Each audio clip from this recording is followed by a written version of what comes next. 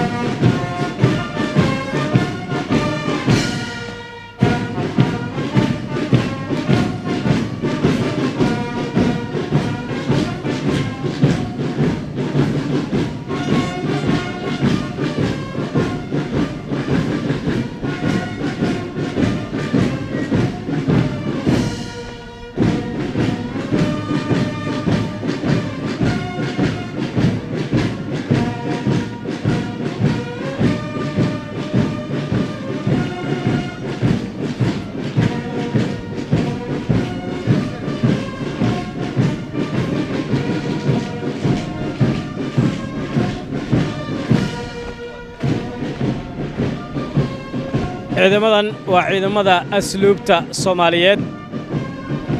afarta ciidan ee ciidamada qalabka sida ayay ka kooban yihiin ciidamada asluubta ciidamada booliiska ciidamada militariga ciidamada nabad sugidda ciidamada badda cirka iyo dhulka ayaa sidoo kale goobta maraya waa ciidamada qalabka sida qaybahooda kala duwan waxayna ka qayb qaadanayaan munaasabadda 1 Luulyo 1960kii markii gobolada koonfureed ee Soomaaliya ay ka xoroobeen gumaystigii Talyaaniga isla markaana israaceen labadii gobol ee waqooyi iyo koonfur maanta waa maalin weyn ciidamada ayaa soo bandhigaya gaadda ka ciyaar waxay marayaan waddada weyn ee isku xirta sayidka ilaa iyo madaxtooyada afarta ciidan ee ciidamada qalabka sidaha ee Soomaaliya ay ciidamada isugu jiraan iminka waxaa soo bilaabanaya ciidanka booliiska Soomaaliyeed asluubta ayaa gudbaysa ciidamada booliiska ayaana ku xiga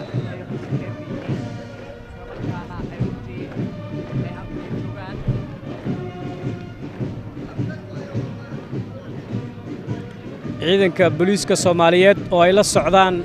kooxda heegan ee isboortiska waaxda caafimaadka iyo qaybaha kale ee ciidamada booliiska ayaa iminka maraya waa ciidanka booliiska Soomaaliyeed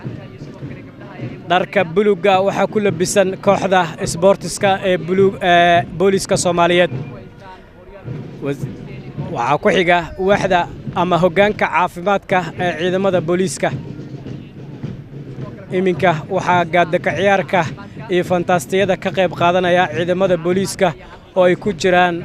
kooxdii isboortiska ee booliiska hoggaankii caafimaadka ee booliiska iyo qaybihii kale ee ciidanka booliiska oo ay ku jiraan hoggaanka taliska birmadka iyo qaybaha kale ee ciidamada booliiska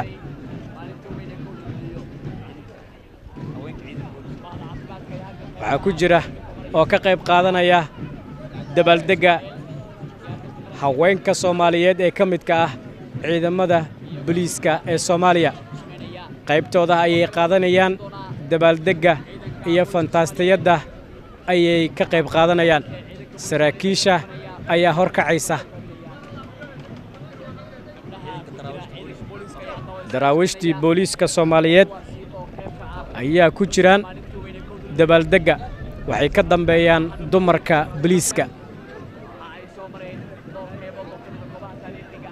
ciidamada daraawishta ee booliiska Soomaaliyeed ayaa qayb ka ah fantaastiyada halka ka soconaysa ciidamada haramcad ee gaarka ciidanka booliiska gaarka ayaa ka mid ah ciidamada ka qayb qaadanaya dabaaldegga maanta ee 1 Luulyo ciidamada birmadka booliiska ayaa gudbaya waxay ku labisan yihiin qalabka kala duwan ay qaataan booliiska Soomaaliyeed waxaa ku jira ciidamada haramcad ayaa soo socda ciidanka haramcad ayaa iminka maraya haramcad waa ciidamo ka mid ah ciidamada gaarka ah ee booliiska Soomaaliyeed waa ciidan aad u adag tababar gaar ah qaba howlgallo kala duwan ay ka qayb qaateen maantana waxay ka qayb qaadanayaan 1 Luulyo 1960 fantaastiyada ayay qayb ka yihiin ciidamada haramcad ayaa maraya ciidamada cirka ayaa iminka soo galay ciidanka cirka Soomaaliyeed ee xoogga dalka Soomaaliya ee militaarka dalka ayaa qayb ka ah ciidamada fantaastiyada ka qayb qaadanaya waa ciidanka cirka Soomaaliya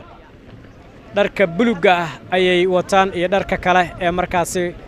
xareed ah ee qaybaha kala duwan isugu jira waa ciidamada dharka cadda ciidanka badda ee Soomaaliya ayaa iminka soo socda dhar cad ayay wataan waa ciidankii mariniska ee badaha Soomaaliyeed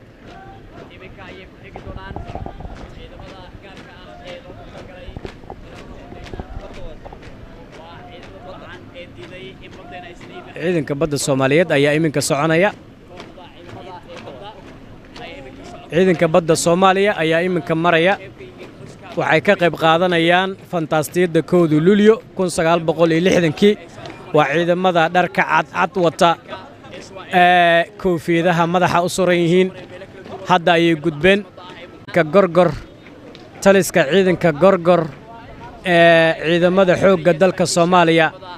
ayaa iminka maraya ciidanka gorgor waxay ka mid yihiin ciidamada sida gaarka u tababaran ee ka qayb qaata howlgallada waa ciidan aad u qalabaysan isla markaana dariis isku eg wata ciidanka gorgor waa ciidan ka mid ah ciidanka militariga Soomaaliya da'yar dhalinyaro fara badan ayaa ku jirta waa ciidankii gorgor ee militaarka Soomaaliya waa ciidan si gaar ah u tababaran waa ciidan si gaar ah u qalabaysan waa ciidan ka qayb qaadanaya dabaaldegga maanta ee 1 Luulyo 1960 markii gumaystihii Talyaaniga ay ka xorowday gobollada koonfureed isla markaana ay israaceen gobollada waqooyi iyo kuwa koonfureed. ciidanka xoogga dalka Soomaaliyeed ayaa maraya waa gorgor waa ciidamada gorgor waxaa ka dambeeya kooxaha fardolida oo qayb ka ah fantaastiyadda waaweyn ee gaashaaman ee ciidanka militariga baabuur kala duwan oo gaashaaman oo ciidanka militariga ayaa halkan gudbaya waa nooc ka mid ah noocyada baabuurta waaweyn ee ciidamada militariga waxaana soconaya baabuurta gaashaaman ee ciidamada militariga Soomaaliya ay ka howlgalaan oo hub kala duwan dusha ay ka saaran yihiin waa noocyo kala duwan oo baabuurtan oo ay ku jiraan kuwa taangiya beebayaal iyo baabuur kale oo noocyada kala duwan ee gaashaaman ayaa halkan maraya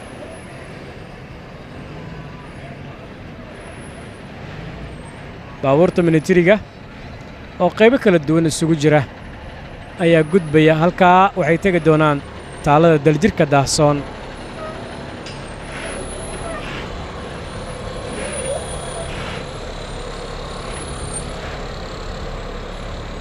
waa tahay weli waxaa si toosa nagala socotaan telefishinka Universal stuudiyaheena magaalada Muqdisho waxaana idiin soo gudbinaynaa tabinta tooska ah ee munaasabadda 1 Luulyo waxaan ku guda jirnaa tabintii qaybaha gaadiidka ciidanka militariga Soomaaliya baabuurta kala duwan ee militariga Soomaaliya ayaa halkan maraya baabuurtan ay isugu jiraan baabuurta waaweyn ee gaashaaman ee militariga Soomaaliya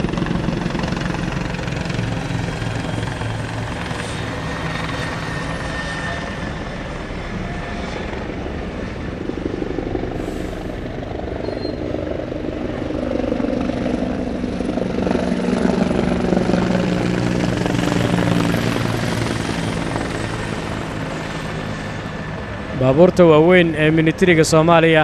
ayaa weli halkan maraya diyaaradihii kama marna oo hawada ay weli dul heehaabayaan iyaga oo ka qayb qaadanaya munaasabadda 1 Luulyo waa laba diyaaradood oo helicopter ah oo ay leeyihiin ciidanka militariga Soomaaliya baabuurta waaweyn ee militariga Soomaaliyana halkan dhulka ah ayay marayaan baabuurta waaweyn ee kala duwan ee ciidamada militariga Soomaaliya ayaa gudbaya